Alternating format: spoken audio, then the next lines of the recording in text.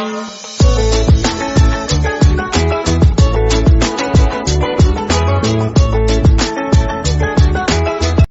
The lord. ప్రభు అయిన యేసుక్రీస్తు వారు ఈరోజు మనకు అందిస్తున్నటువంటి వాగ్దానం నెహెమ్యా 8వ అధ్యాయం 10వ వచనం. యెహోవా యందు ఆనందించుట వలన మీరు బలమొందుదురు. నెహెమ్యా 8వ అధ్యాయం 10వ వచనం. ఎజ్రా ధర్మశాస్త్రాన్ని చదవడం. ఆ విధంగా ఇశ్రాయేలీయులందరూ ఆ ఏడాది 7వ నెలలో సమావేశమయ్యారు. వాళ్ళందరూ నీటి గుమ్మం ముందర మైదానంలో ఏకమనస్కులై ఒకే మనిషి అన్నట్లు గుమికూడారు. వాళ్ళు ఎజ్రా ఉపదేశకుని మోషే ధర్మశాస్త్రాన్ని పైకి తీసి పఠించవలసిందిగా కోరారు. ఇశ్రాయేలీయులకు యెహోవా ఇచ్చిన ధర్మశాస్త్రం అది.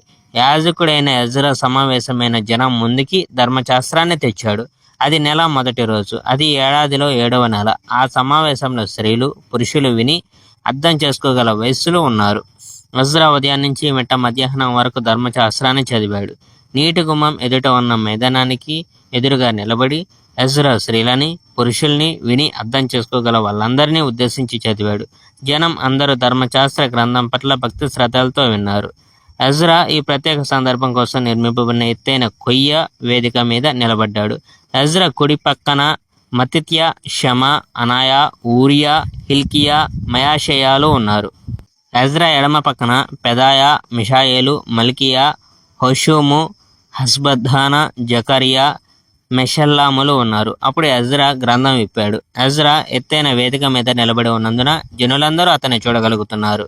ఎజ్రా ధర్మశాస్త్ర గ్రంథాన్ని తెరవగానే జనం అందరూ గౌరవంగా లేచి నిలబడ్డారు. ఎజ్రా మహాదేవుడైన యెహోవాను స్తుతించాడు. జనులందరూ తమ చేతులు పైకెత్తి బిగ్గరగా ఆమెన్ ఆమెన్ అన్నారు. తరువాత జనులందరూ నేల మీదకు వంగి నమస్కరించి యెహోవాను ఆరాధించారు. జనం అక్కడ నిలబడి ఉండగా లేవీయులు ధర్మశాస్త్ర నియమాలను జనాలకి బోధించారు.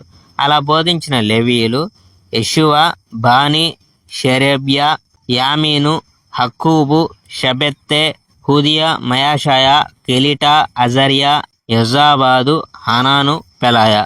ఆ లేవీయులు దేవుని ధర్మశాస్త్ర గ్రంథాన్ని చదివారు. వాళ్ళు జనానికి అర్థం వివరించి దాన్ని సులభం చేశారు. చదివిన దాన్ని జనం తేలిగ్గా అర్థం చేసుకోగలిగేందుకు గాను వాళ్ళు తాత్పర్యాలను వివరించి చెప్పారు.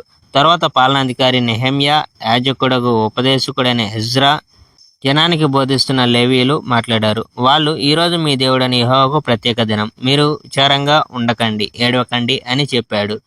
ధర్మశాస్త్రంలోని సందేశాలను వింటూ జనం అందరూ రోదన ఆరంభించిన మూలంగా వాళ్ళు ఈ మాటలు చెప్పారు. Praise the lord. May god bless our India.